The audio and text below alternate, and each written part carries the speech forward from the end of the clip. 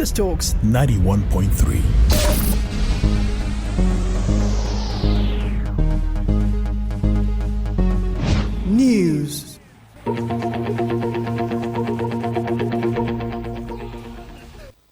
The 7-man presidential committee assembled by the Chief of Defense Staff, General Lucky Irabor, has announced that the remaining 23 captives of the Kaduna train attack have been released by terrorists. A statement by the Chief of Defense Staff Action Committee, Professor Usman Yusuf, said the release was secured yesterday by 4 p.m.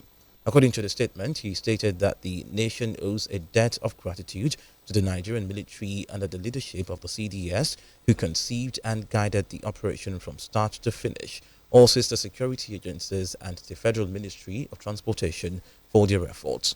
President Muhammadu Buhari expressed his happiness and satisfaction on the safe release and affirmed that the agencies had shown outstanding capabilities that the whole world would not fail to take note of. President Buhari has received the House of Representatives report on its intervention in the prolonged strike by the Academic Staff Union of Universities ASUU, promising to study and meet the lawmakers again.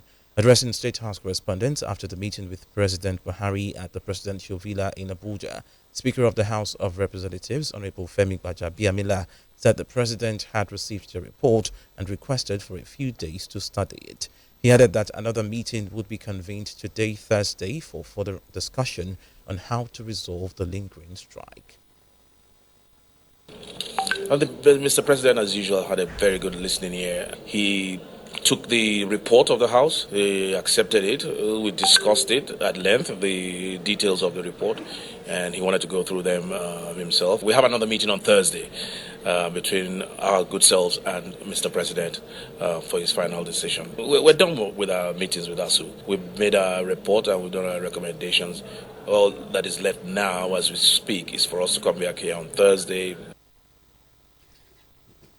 Meanwhile, the Court of Appeal in Abuja has asked the Academic Staff Union of Universities ASUU and the federal government to opt for an out-of-court settlement in handling the impasse between both parties. The court took the decision on Wednesday while hearing the appeal by ASUU over the September 21 judgment of the National Industrial Court, which ordered the university lecturers to suspend their strike action.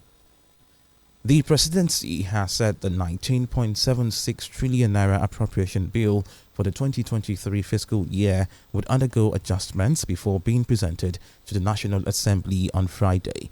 Addressing newsmen after the meeting chaired by President Muhammadu Buhari, the special advisor to the President on Media and Publicity, Femi Adesina, said the Council discussed extensively the appropriation bill.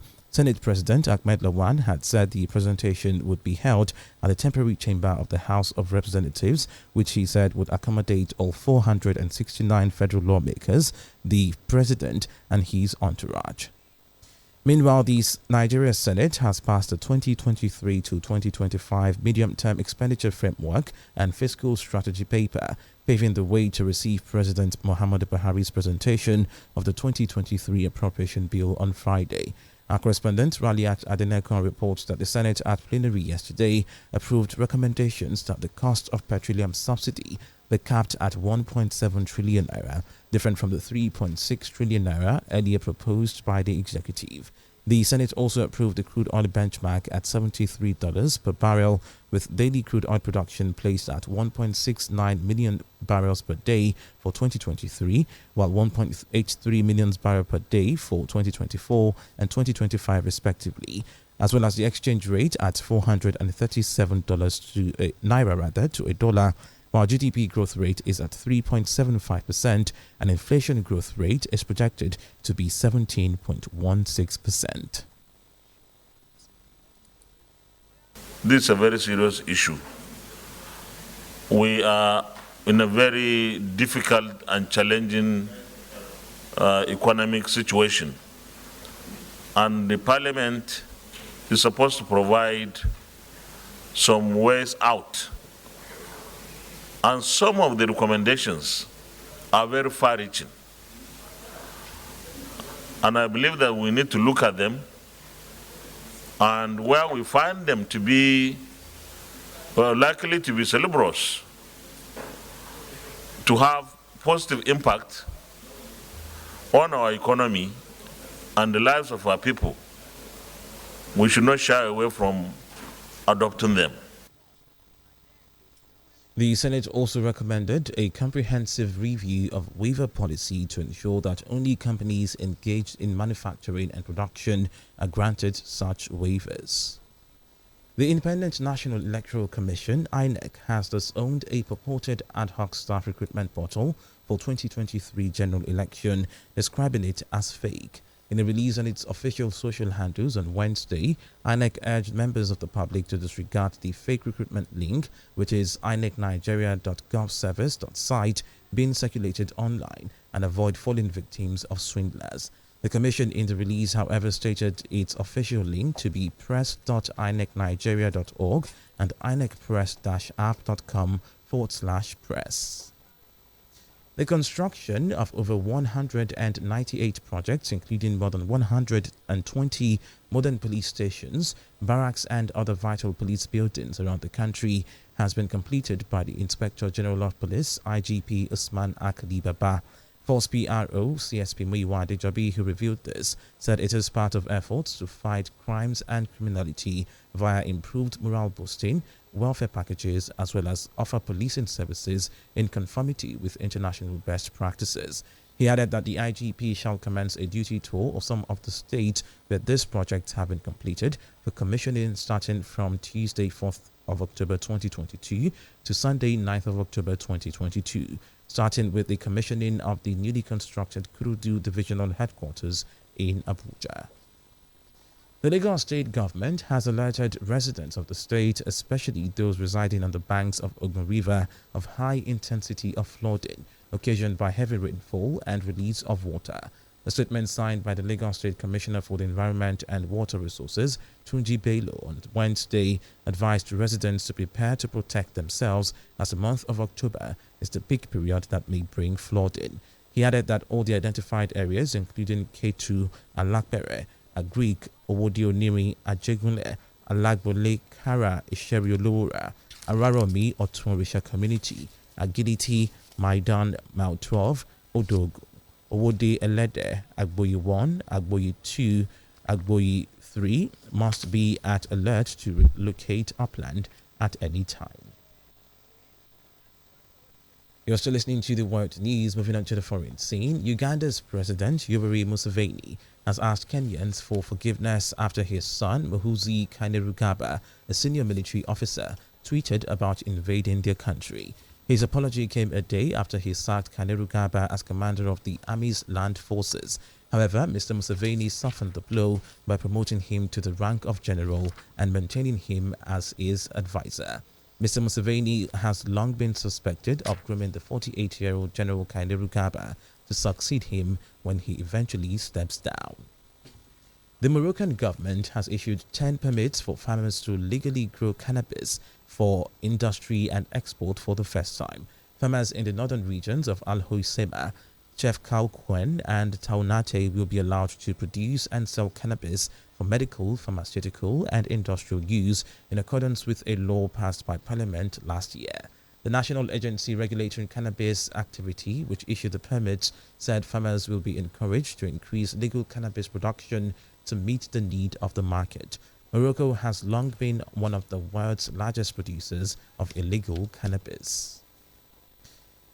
Moving on to business news this morning. The Lagos State government has signed a Memorandum of Understanding MOU with Wakot Group to provide technical support and training transfer for Imota Rice Mill. Speaking after signing of the MOU by Babajide Sanwo-Olu and the Wakot Group, his special advisor on agriculture, especially with the Rice Initiative, Mr. Rotimi Fashola, re-emphasized that the present administration is committed to completing the project in December this year. He also said the partnership would lead to job creation, provide quality rice, price mechanism, among other benefits. And for that to happen, we need to bring a private partner that is worth its salt. We need to bring a name, a brand name that we can partner with and be sure of quality and be guaranteed of sustenance. Also speaking, head corporate communication of the group, Rafiat Gawat, said the MOU would last for 9 months and it is subject to renewal. Finally, in sport news, the camp of the Super Falcons of Nigeria in Kobe, Japan is booming with 19 players ahead of the friendly against the Nadeshiko. The quartet of Amanda Mbadi, Ngozi Okobi Okelgene, Uchenna Kanu and Vivian Ikechukwu were the latest arrivals in team's camp on Wednesday afternoon. Randy Waldrum's side set up camp in Kobe for the game on Monday. More players are still being expected in camp before the game, which will be played later today. Ukraine has finally joined Spain and Portugal's bid to host the 2030 FIFA World Cup. Representatives of the Spanish, Portuguese and Ukrainian football associations confirmed their plans at UEFA's headquarters on Wednesday. Ukraine was invaded by Russia in February and the war has continued since then, with thousands of troops and civilians killed and major cities suffering significant destruction. Spain and Portugal originally announced a joint bid in June 2021. UEFA Champions League action continued last night in the third round with impressive wins for English sides. Erling Haaland continued his incredible scoring form with 2 more goals as Manchester City swept Copenhagen aside 5-0 to make it 3 wins out of 3 in Champions League Group G. Chelsea's Champions League campaign kicked into gear with an emphatic and fully deserved 3-0 win over AC Milan at Stamford Bridge. Other results saw RB Leipzig beat Celtic 3-1, Real Madrid beat Shakhtar Donetsk 2-1, Sevilla lost 4-1 at home to Borussia Dortmund, Benfica held PSG to a 1-1 draw, RB Salzburg held on to a 1-0 win over Dynamo Zagreb, and Juventus defeated Maccabi Haifa 3-1. Attention now shifts tonight to the UEFA Europa League and UEFA Conference League, where Arsenal welcome Bodo Glimt and Omonia Nicosia host Manchester United. Lagos Talks 91.3